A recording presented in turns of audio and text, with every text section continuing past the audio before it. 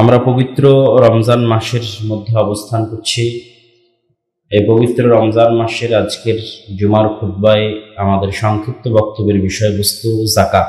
যাকাত সম্পর্কে আমরা তার গুরুত্ব, তাৎপর্য, প্রয়োজনীয়তা, যাকাত অনাদায়ের ভয়াবহতা, যাকাত বের করার হিসাব, সার্বিক বিষয়গুলো আজকের খুতবায় সংক্ষিপ্তভাবে তুলে ধরার চেষ্টা করব ইনশাআল্লাহ। ওয়া তাওফীকি ইল্লা বিল্লাহিল আলিয়্যিল আযীম।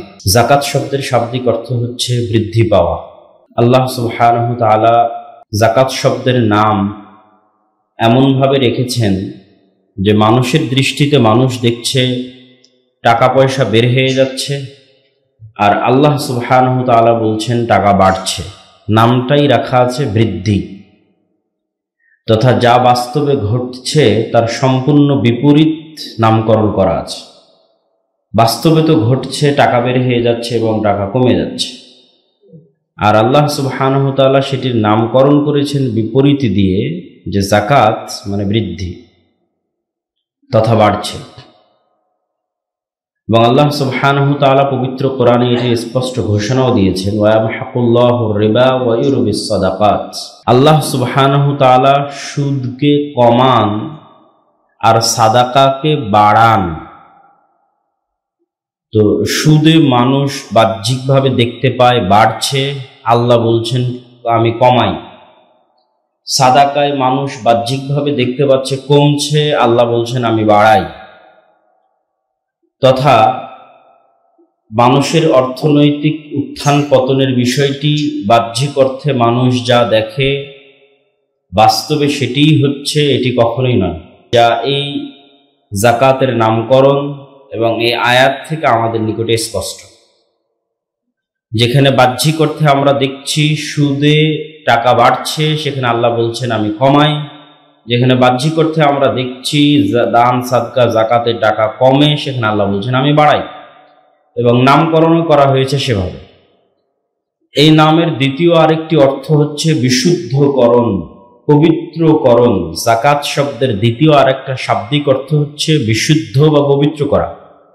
আল্লাহ সুবহানাহু ওয়া তাআলা পবিত্র কোরআন মাজিদে বলেন, খুদ মিন আমওয়ালিহিম সাদাকাতান, আপনি ধনীদের সম্পদ থেকে সাদাকা বের করেন।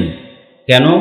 তুতাহহিরুহুম ওয়া তুযাক্কিহিম বিহা, আপনি ধনীদের সম্পদ থেকে যাকাত বের করার মাধ্যমে তাদের সম্পদকে পবিত্র করবেন।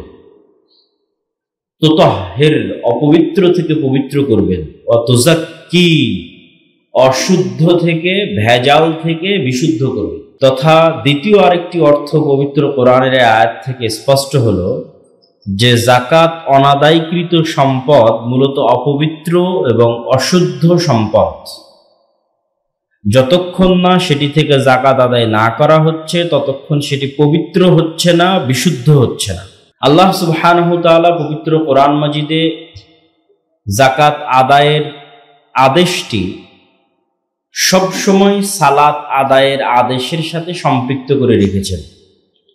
পবিত্র কোরআনের এমন কোনো আয়াত আমাদের অবগতিতে নাই যেখানে আল্লাহ সুবহানাহু ওয়া তাআলা আকিমুস সালাহ বলেছেন, সালাত আদায় করো বলেছেন, সালাত প্রতিষ্ঠা করো বলেছেন, কিন্তু ওয়াআতুজ যাকাত, যাকাত আদায় করো এ কথা বলেননি, আমাদের অবগতিতে নাই। শুধু তাই নয়, অতীতে যে নবীগণ চলে গেছেন তাদের ক্ষেত্রেও আল্লাহ সুবহানাহু ওয়া তাআলা সালাত এবং যাকাতকে একত্রিত করেছেন।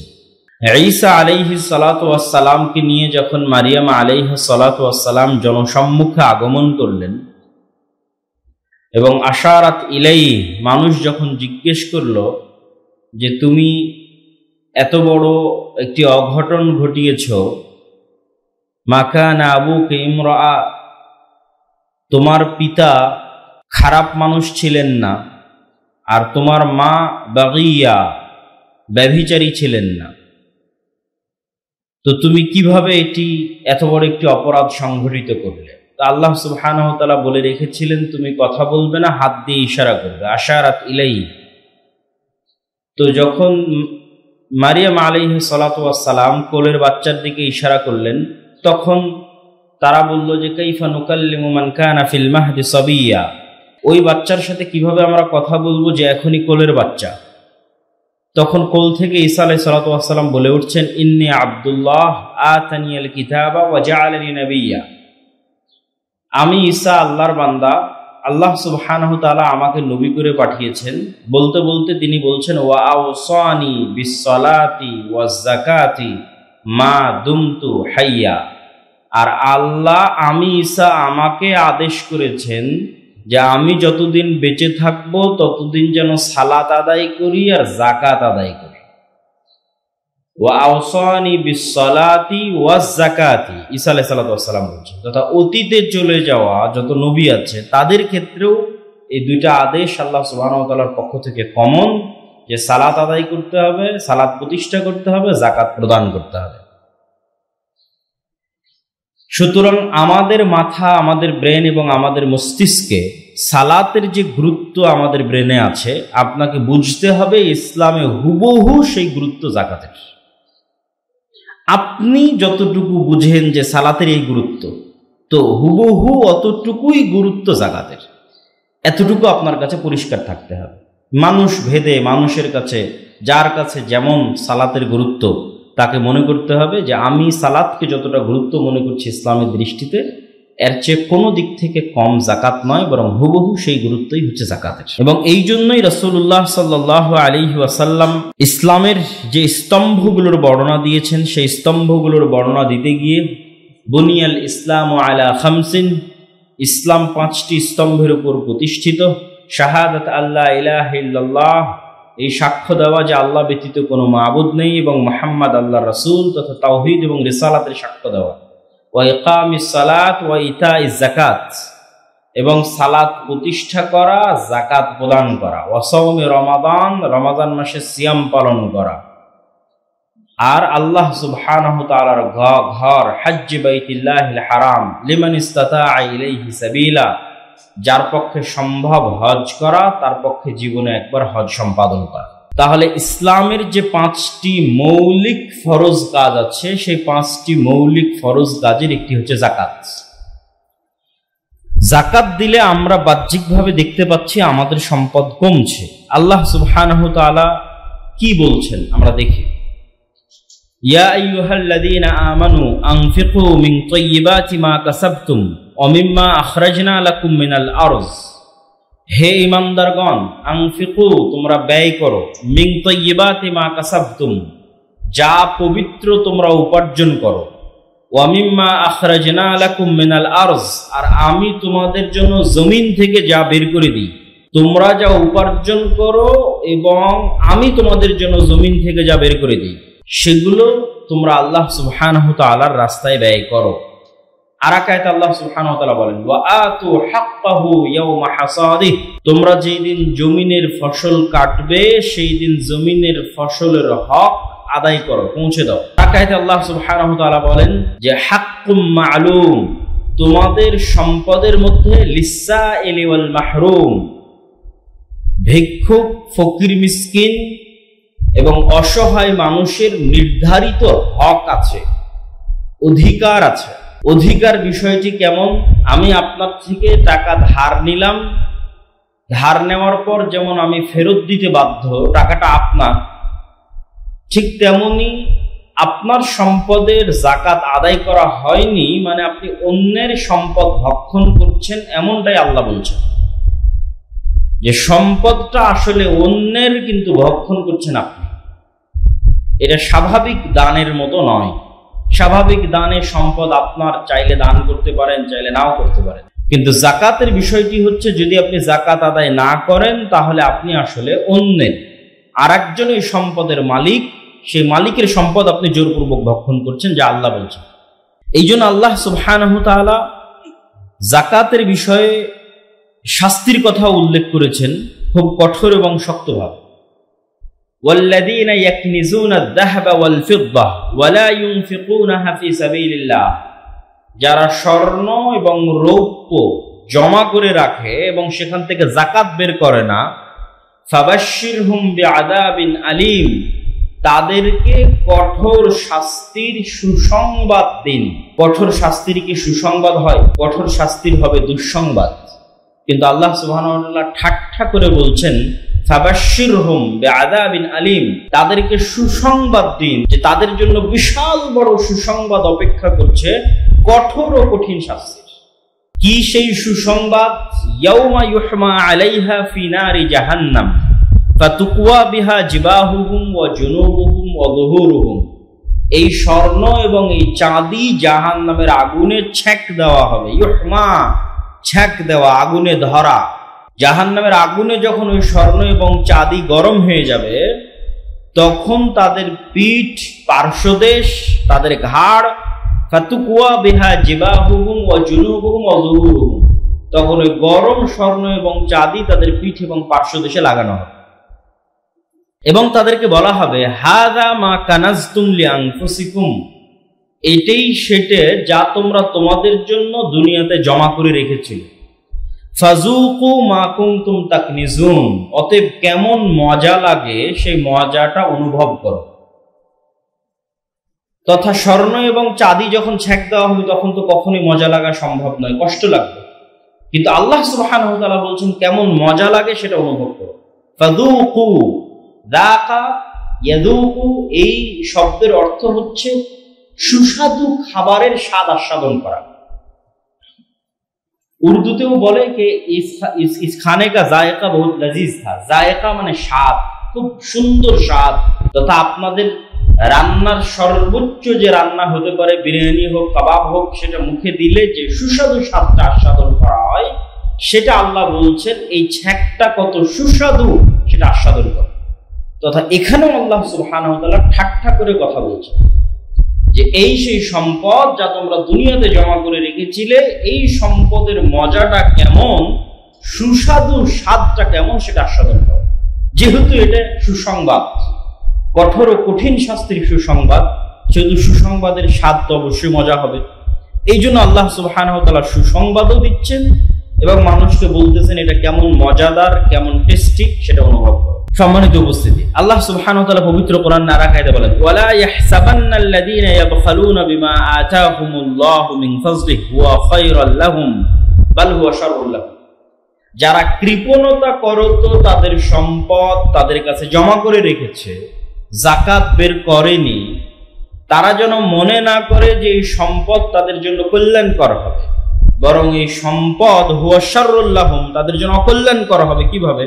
সাইতাওয়াকুনা মা বাখিলু বিহি ইয়াউমাল কিয়ামা, এই সম্পদ তাদের গলায় পেঁচিয়ে দেওয়া হবে কিয়ামতের মাঠে, অথবা এই সম্পদ থেকে তাদেরকে ছ্যাঁক দেওয়া হবে কিয়ামতের মাঠে। আর যদি মানুষ যাকাত বা দান বা সাদাকা তাদের সম্পদ থেকে বের করে, তাহলে কি?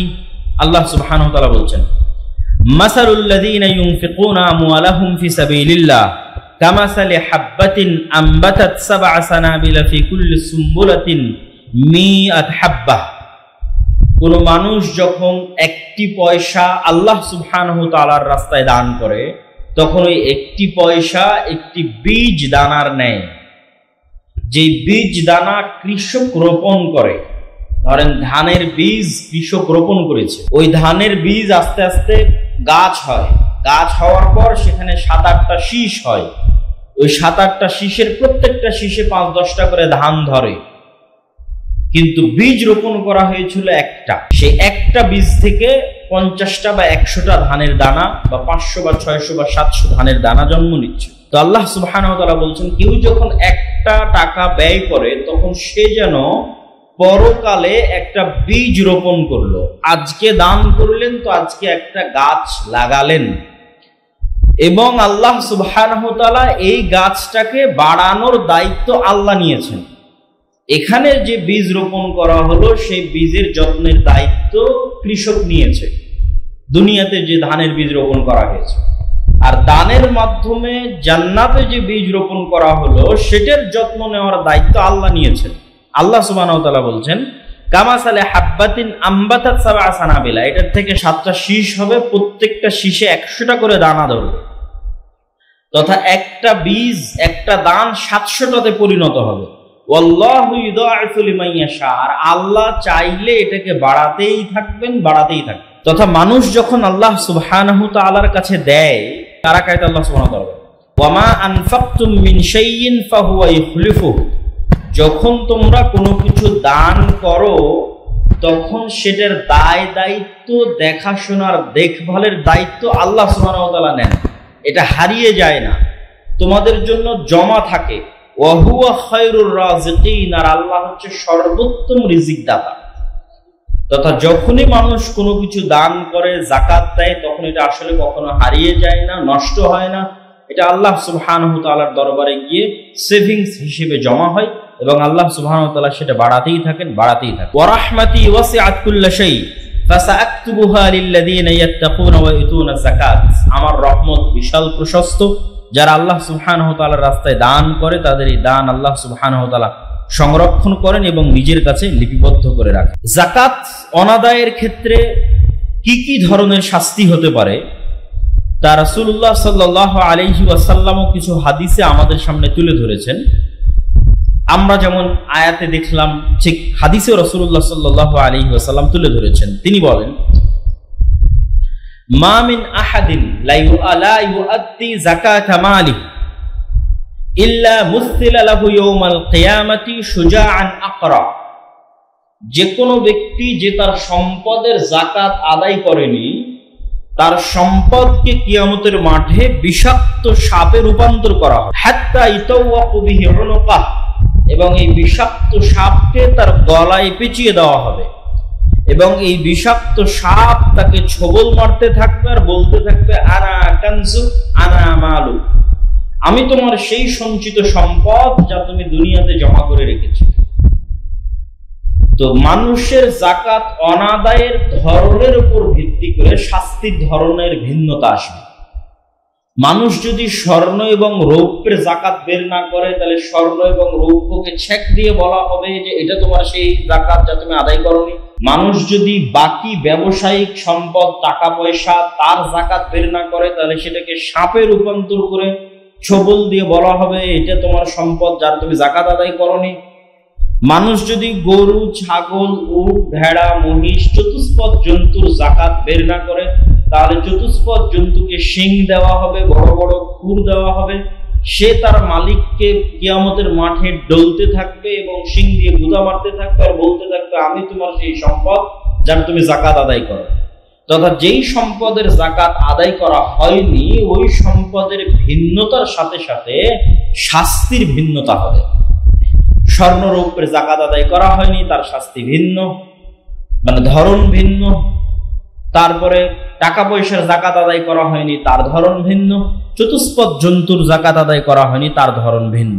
তবে প্রত্যেকেই বলবেন যে আমি তোমার সেই সঞ্চিত সম্পদ যার তুমি যাকাত আদায় করনি, আজকে মজা এবং সুস্বাদু স্বাদ তুমি আস্বাদন করো।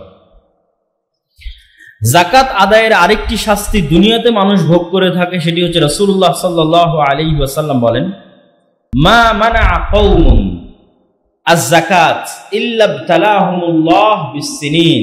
কোন জাতি যদি যাকাত আদায় বন্ধ করে দেয়, আল্লাহ সুবহানাহু ওয়া তাআলা তাদের জন্য বৃষ্টি বর্ষণ বন্ধ করে দেন। এবং পৃথিবীতে যদি চতুষ্পদ জন্তু না থাকতো, তাহলে আর কোনোদিনই বৃষ্টি হতো না। এবং পৃথিবীতে দারিদ্রতা ও দুর্ভিক্ষ দেখা দেয় যাকাত অনাদায়ের কারণে। জাতিগতভাবে যাকাত অনাদায়ের কারণে দুর্ভিক্ষ এবং দারিদ্রতা দেখা দেয়। এটা হচ্ছে যাকাত অনাদায়ের দুনিয়াবী শাস্তি। আর যাকাত অনাদায়ের পরকালীন শাস্তি তো আমরা দেখলাম। আর যাকাত আদায়ের ফজিলত কি? যাকাত আদায়ের ফজিলত, সবচেয়ে বড় ফজিলত হচ্ছে, আবু দারদা রাদিয়াল্লাহু তাআলা আনহু থেকে বর্ণিত, তিনি বলেন, খামসুন মান জাআ বিহিন্না মা ঈমানিন। পাঁচটা জিনিসের যে ব্যক্তি দায়িত্ব নিবে সে জান্নাতে যাবেই। মান হাফাযা আলা সালাওয়াতিল খামস, যে 5 ওয়াক্ত সালাতের দায়িত্ব নিল, রমজান মাসে সিয়াম পালন করলো এবং যদি সক্ষম হয় তাহলে যাকাত আদায় করলো এবং হজ সম্পাদন করলো, তাহলে তার জন্য জান্নাতের দরজা খোলা। মানুষের জন্য আল্লাহ সুবহানাহু ওয়া তাআলা যত ইবাদত দিয়েছেন, তার মধ্যে সবচেয়ে প্রিয় ইবাদত হচ্ছে ফরজ। রাসূলুল্লাহ সাল্লাল্লাহু আলাইহি ওয়াসাল্লাম বলেন, আল্লাহর কাছে সবচেয়ে প্রিয় ইবাদত যেগুলো ফরজ করা হয়েছে, তথা ফরজ সালাতের চাইতে বড় নেকিওয়ালা ইবাদত যেমন নাই, ফরজ ইবাদতের চাইতে ফরজ সালাত, ফরজ যাকাত, ফরজ সিয়াম, ঠিক এগুলো ছাড়ার যে গুনাহ, তার চেয়ে বড় গুনাহ নাই। কেননা এগুলো হচ্ছে আল্লাহ সুবহানাহু ওয়া তাআলার আদেশ, আর অন্যগুলো হচ্ছে আল্লাহ সুবহানাহু ওয়া তাআলার অফার। মালিক আপনাকে একটা কাজের আদেশ করতেছে, আর মালিক আপনাকে একটা কাজের কথা বলতেছে, যদি এটা করো আর অতিরিক্ত করে যদি এটা করো তাহলে তোমাদের জন্য এটা। তো আপনারাও স্বাভাবিকভাবে বুঝেন যে আদেশ যেটা সেটার গুরুত্ব বেশি।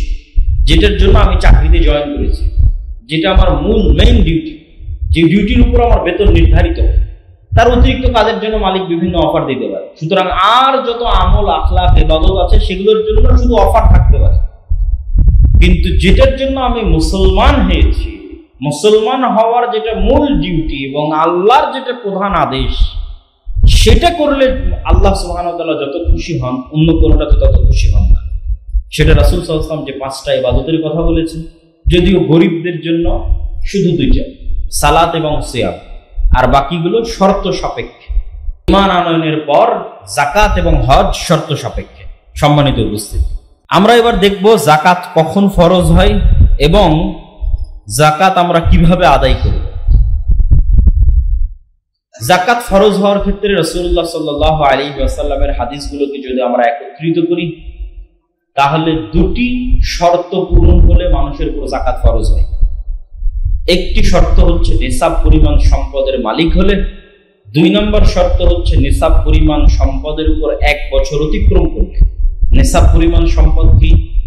নিসাব পরিমাণ সম্পদ হচ্ছে 7.5 ভরি স্বর্ণ অথবা 52 তোলা রৌপ্য।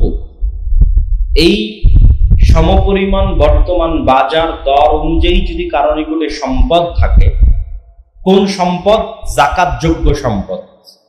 যাকাতযোগ্য সম্পদ কি কি? যাকাতযোগ্য সম্পদ হচ্ছে 4টা। স্বর্ণ রৌপ্য বাই ডিফল্ট যাকাতযোগ্য সম্পদ, বাই বর্ন জন্মগত যাকাতযোগ্য সম্পদ। যেহেতু স্বর্ণ এবং রৌপ্য বাই ডিফল্ট বাই বর্ন যাকাতযোগ্য সম্পদ, সেহেতু ব্যবহার করলেই কি, ব্যবসা করলেই কি, বাড়িতে পড়ে থাকলেই কি, না থাকলেই কি, লকারে থাকলেই কি, পার্মানেন্ট যাকাতযোগ্য সম্পদ স্বর্ণ এবং রৌপ্য। তারপরে যাকাতযোগ্য সম্পদ কি? মানুষের জমি থেকে উৎপাদিত ফসল। তারপরে যাকাতযোগ্য সম্পদ কি? বাড়িতে থাকা চতুষ্পদ জন্তু। তারপরে যাকাতযোগ্য সম্পদ কি? ব্যবসায়িক সম্পদ। একদম যদি সামারি বলি, প্রত্যেক যেখান থেকে মানুষ টাকা বানায়, টাকা তৈরি করে, টাকা ইনকাম করে, সেখানে যাকাত আরোপ করা আছে। যেখান থেকে মানুষ টাকা বের করে না, সেখানে যাকাত আরোপ করা নাই। জমিতে আবাদ নাই, ফসল নাই, হয়নি, জমি চাষ করে না, যাকাত নাই। ঠিক তেমনি ব্যবসায়িক সম্পদ তথা যেটা থেকে সে ব্যবসায় কাজে লাগিয়ে টাকা বের করতেছে, সেটাতে যাকাত আছে। যেটা বাড়িতে ব্যবহার করার জন্য রেখেছে, সেটা যত দামিই হোক, আইফোন হোক, আইপ্যাড হোক, মোটরসাইকেল হোক, গাড়ি হোক, কোটি কোটি টাকা দামের গাড়ি হোক, কোটি কোটি টাকা দামের, লাখ লাখ টাকা দামের মোটরসাইকেল হোক, ব্যবহার করছে।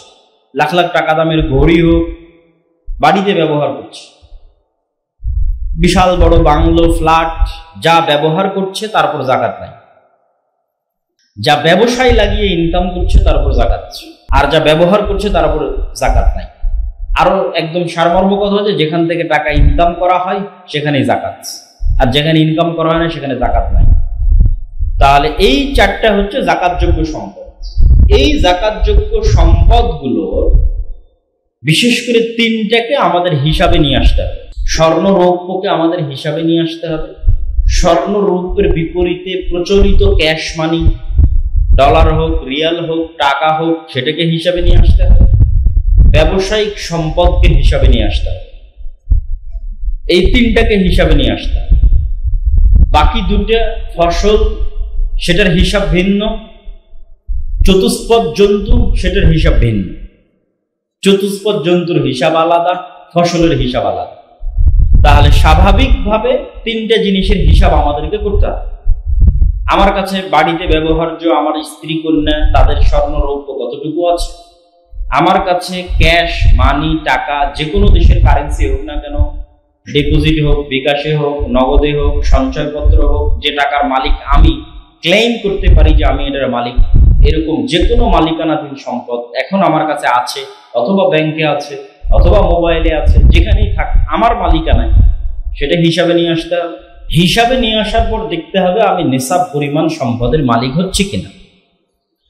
নিসাব পরিমাণ সম্পদের মালিক দুইটা হিসাব, একটা রৌপ্যের হিসাব অনুযায়ী বর্তমান বাজার দর অনুযায়ী ৮০,০০০ থেকে ১ লাখ টাকা, আর স্বর্ণের হিসাব অনুযায়ী মোটামুটি ১০ লাখ টাকা, আমরা ৮ লাখ থেকে ১০ লাখ টাকা ধরতে পারি।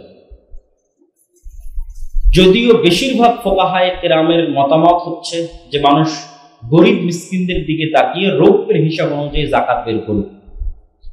তবে একদল আলেম ওলামা এটাও বলেছেন যে এটা তার ঐচ্ছিক বিষয়, সে চাইলে রৌপ্যের উপর যাকাত ধরতে পারে, চাইলে স্বর্ণের উপর ধরতে পারে। তো আমরা ধরেন আজকের হিসাব বোঝার জন্য স্বর্ণের উপর ধরলাম যে আমি আজকের দিনে ১০ লাখ টাকার মালিক হলাম। তাহলে যেই দিন ১০ লাখ টাকার মালিক হলাম, এই সবগুলো হিসাব করে স্বর্ণের বর্তমান বাজার দাম, ক্যাশ মানি, ব্যবসায়িক সম্পদ, ব্যবসায়িক সম্পদের মধ্যে কোনগুলো হিসাব হবে? ব্যবসায়িক সম্পদের যেগুলো ফিক্সড অ্যাসেট সেগুলোর কখনোই হিসাব হবে না। ব্যবসায়িক সম্পদের যেগুলো কাঁচা মাল বা যেটা বিক্রিযোগ্য পণ্য, যেটা থেকে আসলে টাকা ইনকাম করা হয়, শুধু সেটার হিসাব। ফিক্সড অ্যাসেট বলতে একটা ব্যবসা চালানোর জন্য সেখানে chair, table, AC, fridge, building ভাড়া, অফিস, গাড়ি সবকিছু আছে, এগুলো ফিক্সড অ্যাসেট। কম্পিউটার, এগুলোর উপরও কোনো যাকাত নেই। এগুলো ব্যবহার করে যে মালের বিজনেসটা করা হচ্ছে, ধরেন কাপড়ের ব্যবসা করা হচ্ছে, সুতার ব্যবসা করা হচ্ছে, কাগজের ব্যবসা করা হচ্ছে, তো ওই কাগজ কাঁচামাল হিসেবে কতটুকু আছে, বিক্রিযোগ্য হিসেবে কতটুকু আছে, ওই কাপড় কাঁচামাল হিসেবে সুতায় কতটুকু আছে, বিক্রিযোগ্য হিসেবে কতটুকু আছে, ওইটার আজকের বাজার দর হিসাব, ফিক্সড অ্যাসেট হিসাব হবে না। এগুলো সবগুলো হিসাব করে যখন দেখলেন যে আপনি আজকে ১০ লাখ টাকার মালিক হয়েছেন, সেটা যেই দিন যেই তারিখেই হন না কেন সেটা লিখে রাখতে হবে। রমজান মাসে যাকাত ফরজ হয় এরকম কোনো, এক এক মানুষের উপর এক এক দিনে যাকাত ফরজ হয়ে আছে, যে যেই দিন মালিক হয়েছে। তো আজকে যদি আমি ১০ লাখ টাকার মালিক হই, তাহলে নিসাব পরিমাণ সম্পদের মালিক হয়। যেই পরিমাণ সম্পদের মালিক হলে যাকাত দিতে হয়। এখন নিসাব পরিমাণ সম্পদের মালিক হলে কি যাকাত দিতে হবে? না। ধনী প্রমাণ হওয়ার জন্য, যাকাত আদায় করতে পারবে এরকম সক্ষম প্রমাণ হওয়ার জন্য এবার ১ বছর অপেক্ষা করতে হবে। আসলে তার টাকার স্টেবিলিটি আছে না নাই। এমনি একদিনে ১০ লাখ টাকার মালিক হলো, পরের দিন ফকির হয়ে গেল। স্টেবিলিটি যাচাই করার জন্য এবার ১ বছর ওয়েট করবে। ঠিক ১ বছর পর ওই তারিখে সে আবার দেখবে সে কত টাকার মালিক। সেম তারিখে, ওই সেম তারিখে যদি দেখে যে সে এখনো নিসাব পরিমাণ সম্পদের মালিক আছে, তাহলে এবার আজকে ওই মুহূর্তে তার উপর যাকাত ফরজ হয়ে গেছে। ওই মুহূর্তে থেকে আর যত সেকেন্ড সে দেরি করবে, যে কোনো মুহূর্তে মৃত্যু হয়ে যেতে পারে। সে যাকাতের মতো একটা ফরজ বিধান অনাদায়ের গুনাহ নিয়ে আল্লাহ সুবহানাহু ওয়া তাআলার দরবারে উপস্থিত। রমাজান পর্যন্ত অপেক্ষা করার কোনো সুযোগ নেই। রমাজানে বেশিরভাগ মানুষ যাকাত বের করে, এই জন্য আমরা রমজানে যাকাতের আলোচনা করি, কিন্তু এটা বিধান নয়। বিধান হচ্ছে সূক্ষ্ম থেকে সূক্ষ্মভাবে যাকাতের বিষয়টিকে হিসাব করতে হবে। এবার যখন আপনি দুইটা শর্তই পূরণ করলেন, তখন এবার আপনি সেই সম্পদের যাকাত আদায় করবেন শতকরা ২.৫% হিসেবে, তথা ১০০ টাকায় ২.৫ টাকা, ১,০০০ টাকায় ২৫০ টাকা, ১ লাখ টাকায় ২৫০০ টাকা, এইভাবে শতকরা ২.৫% হিসাব করে টাকার ভিত্তিতে যাকাত আদায় করবে। এবং কখনোই যাকাত, যেহেতু যাকাত অন্যের মাল, যেহেতু ওই সম্পদের মালিক আপনি নন, সেহেতু আপনার এটা সিদ্ধান্ত নেওয়ার ইখতিয়ার নাই যে আপনি এই টাকা দিয়ে কাপড় কিনে আরেকজনকে দিবেন, অথবা এই টাকা দিয়ে সেমাই কিনে আরেকজনকে দিবেন।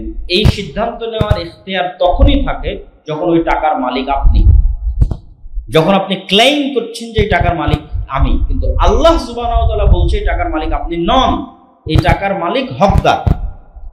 তাহলে যে হকদার সে স্বাধীনতা রাখে এই টাকা দিয়ে সে সেমাই কিনবে, এই টাকা দিয়ে কাপড় কিনবে, না এই টাকা ডাস্টবিনে ফেলে দিবে, সেটা তার ব্যাপার। সুতরাং যারাই যাকাত আদায় করতে গিয়ে সেই যাকাতের অর্থের উপর নিজের সিদ্ধান্ত প্রয়োগ করে, সে আসলে এখনো মনে করছে সেই টাকার মালিক। এটা ভুল। আপনি ওই টাকার মালিক নন। টাকাকে টাকার মতো করে যে পাওনাদার যে পায় তার নিকটে বুঝিয়ে দিতে হবে। যাকাতের হিসাবের মধ্যে আরো একটি বিষয় আসে, সেটি হচ্ছে ঋণ। ঋণের বিষয়টি কিভাবে কি করা যাবে? ঋণ দুই ধরনের হতে পারে। এক, আমি একজনকে ঋণ দিয়ে রেখেছি, আর এক আমি ঋণ নিয়ে রেখেছি। আমি ঋণ দিয়ে রেখেছি, পাওয়ার সম্ভাবনা থাকলে আমি হিসাব করব। টাকা তার কাছেই আছে, কিন্তু আমি ওই টাকার জাকাত বের করব যদি আমি বুঝি 90% সম্ভাবনা আছে আমি কোনো না কোনো দিন পাবো। এটা হলো ঋণ দিয়ে রেখেছি। আর এটা যে আমি ঋণ নিয়ে রেখেছি, ঋণ যদি ব্যবসায়িক প্রয়োজনে নেওয়া হয় তাহলে জাকাতের হিসাব থেকে বাদ দেওয়া হবে না। এই মর্মে বর্তমান যুগের সকল আলেম ওলামা একমত। কি জন্য? ব্যবসায়িক কাজে যে লোন নেওয়া হয়েছে, এই লোনটা এক প্রকার ইনভেস্ট হিসেবে নেওয়া হয়েছে এবং সেই টাকা সে ব্যবসায়িক কাজে ইনভেস্ট করেছে, তথা সেখান থেকে সে অর্থ তৈরি করতেছে, অর্থ বানাচ্ছে। আর ব্যবসায়িক কাজে গ্রহণ করা ঋণ যদি জাকাতের হিসাব থেকে বাদ দেওয়া হয় তাহলে জাকাত আদায়কারী ব্যক্তি বর্তমান পৃথিবীতে খুঁজে পাওয়া কঠিন হয়ে যাবে। এই দুইটা কারণে সকল আলেম ওলামা এই বিষয়ে একমত, যারা ব্যবসায়িক প্রয়োজনে ঋণ নিয়েছে তারা ঋণকে জাকাতের হিসাব থেকে বাদ দিবে না। ঋণ যদি এমন প্রয়োজনে নিয়ে থাকে যেটা ইনভেস্ট হয়নি, খরচ হয়ে শেষ হয়ে গেছে, অসুস্থতার জন্য ঋণ নিয়েছিল, অপারেশনের জন্য খরচ করে শেষ করে দিয়েছে, মেয়ের বিবাহের জন্য ঋণ নিয়েছিল, খরচ করে শেষ করে দিয়েছে, তথা ব্যবসায়িক ইনভেস্টমেন্টের জন্য নয়, জরুরি প্রয়োজনে লোন নিয়েছে, খরচ করে শেষ হয়ে গেছে, এই লোন জাকাতযোগ্য সম্পদ যেটা বের হবে সেই জাকাতযোগ্য সম্পদের হিসাব থেকে বাদ দিয়ে তারপরে হিসাব করবে এখনো তার উপর জাকাত ফরজ হয় কিনা। যদি হয় তাহলে কত টাকার খরচ হয় ওটা বাদ দিবে, হিসাব থেকে বাদ দিবে। এবার আমরা চলে যাই, জাকাত আমরা দিব কাদেরকে?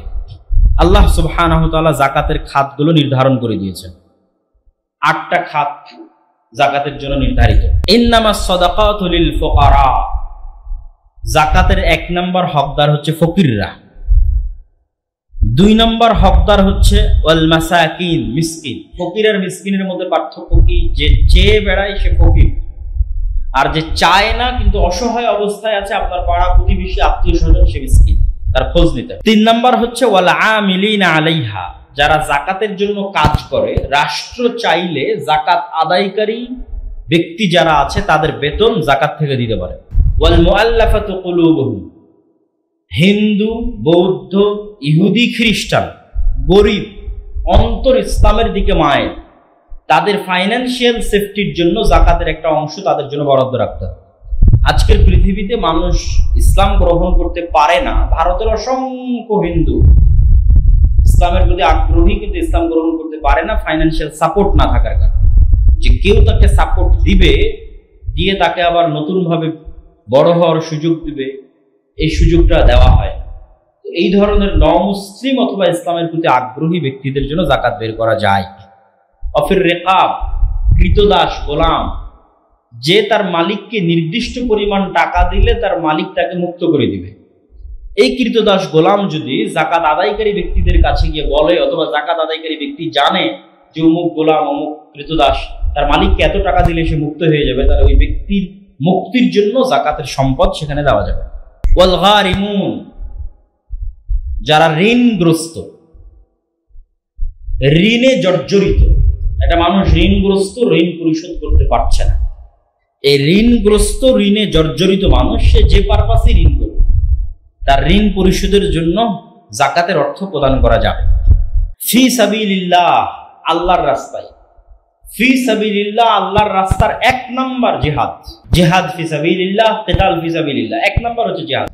মুজাহিদ যারা সশস্ত্র সংগ্রাম করছে, জিহাদ করছে, তাদের সশস্ত্র সংগ্রামের অস্ত্রপাতি, ট্রেনিং, এগুলো ক্রয়ের জন্য জাকাতের অর্থ ব্যয় করা যাবে।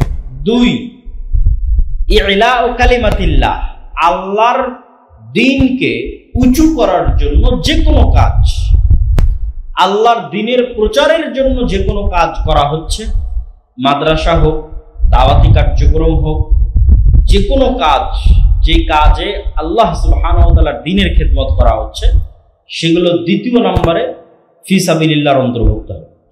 এবং ভারত, পাকিস্তান, বাংলাদেশ, এই উপমহাদেশে ফি সাবিলিল্লাহর একটা বড় খাত হচ্ছে এই সমস্ত বেসরকারি, কওমি, দ্বীনি শিক্ষা প্রতিষ্ঠান, যেখানে ইয়েতিম, মিসকিন লালিত পালিত হয় এবং সরকারি কোনো বেতন নেওয়া হয় না।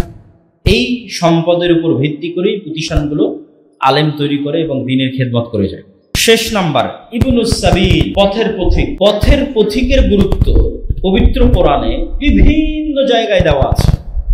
আল্লাহ সুবহানাহু ওয়া তাআলা যেখানেই মানুষকে অর্থ খরচের কথা বলেছেন, সেখানে একটা বড় অংশ অংশ উল্লেখ করতে আল্লাহ ভুলেননি মুসাফির, পথিক।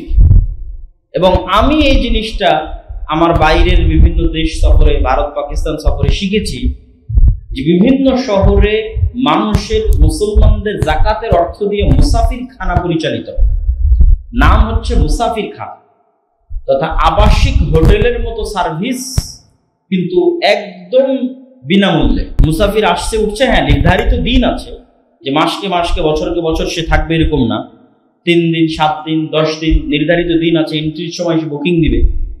কিন্তু এই যে ঢাকা শহরে হাজার হাজার মানুষ আসতেছে, হাজার হাজার মানুষ যাচ্ছে, বিভিন্ন শহরে যায়, এই সমস্ত পথিকদের বিনামূল্যে কোথাও থাকার ব্যবস্থা করা নেই। কেউ যদি করে মুসাফির খানার উদ্যোগ নেয়, তাহলে সেই মুসাফির খানায় জাকাতের অর্থ দেওয়া যাবে। এই হলো জাকাতের মোট 8টি খাত। 8টি খাতের এক খাতেও যদি কেউ সব জাকাতের টাকা দিয়ে দেয় কোনো সমস্যা নেই, 8 খাতেই দিতে হবে এরকম কোনো বিধান নাই। 8 খাতের যে কয়টা খাতে সম্ভব হয় দিবে, পারলে 1 খাতেই দিয়ে দিবে। সম্মানিত উপস্থিতি, আমরা জাকাতের উপর এই বিস্তর আলোচনা এবং জাকাত কিভাবে আমরা বের করব, জাকাতের হিসাব, সবকিছু আমরা শুনলাম। আমাদের রমজানের এই পবিত্র দিনগুলোতে আমি মনে করি আমাদের গুরুত্বপূর্ণ একটি দায়িত্ব হচ্ছে আমার নিজ নিজ বাড়িতে গিয়ে নিজ নিজ সম্পদের হিসাব খাতায় উঠিয়ে এই হিসাবের আলোকে সেটি ফেলে জাকাত বের করে দেওয়া। যদি কেউ নেওয়ার না থাকে তো ডাস্টবিনে ফেলে দিয়ে আসা। তবুও ওইটা বাড়িতে থাকা বেশি ভয়ঙ্কর, ওই সম্পদ নিজের কাছে থাকা বেশি ভয়ঙ্কর। যত দ্রুত সম্ভব এই অপবিত্র বিষয়কে, এই হাতের ময়লাকে, এই অশুদ্ধ বিষয়কে, মানুষের হককে দ্রুত নিজের সম্পদ থেকে বের করে দিয়ে নিজের সম্পদকে পবিত্র করতে হবে, বালা মুসিবত থেকে মুক্ত করতে হবে। যে সম্পদের জাকাত আদায় হয়ে গেল সেই সম্পদ আসমানি জমিনি বালা মুসিবত থেকে হেফাজতে থাকবে। তারপরেও যদি বিপদ আপদ আসে সেটা পরীক্ষা, কিন্তু প্রাথমিকভাবে সেই সম্পদ গজবের দৃষ্টিকোণ থেকে বালা মুসিবত থেকে মুক্ত। পরীক্ষার দৃষ্টিকোণ থেকে বালা মুসিবত আসতে পারে, কিন্তু সেটাতে মানুষ উঠে যায়, পরীক্ষায় মানুষ পাশ করে যায়, কিন্তু গজব আসলে ধ্বংস হয়ে যায়। গজব আসলে আর সে টিকে থাকার কোনো রাস্তা তার থাকে না, একদম রাস্তার ফকির হয়ে যাবে। তো যখন জাকাত আদায় করা হয় তখন সম্পদ গজবের দিক থেকে বালা মুসিবত থেকে মুক্ত। পরীক্ষার দৃষ্টিকোণ থেকে আসতে পারে, পরীক্ষার দৃষ্টিকোণ থেকে আসলে কোনো সমস্যা, সাময়িক কষ্ট আবার ঠিক হয়ে যাবে। আল্লাহ 2 দিন পর তার চেয়ে বেশি করে দিবে, 5 বছর পর তার চেয়ে আরো বাড়িয়ে দিবে। কিন্তু যখনই গজবের দৃষ্টিকোণ থেকে আসবে তখন সেটা ধ্বংস হয়ে যাবে এবং সেখান থেকে আর উত্থানের কোনো রাস্তা থাকে। অতএব আমরা সবাই জাকাত আদায়ে সচেতন হই, জাকাত বের করায় সচেতন হই। আল্লাহ সুবহানাহু ওয়া তাআলা আমাদের সেই তৌফিক দান করুক। আল্লাহুম্মা আমিন।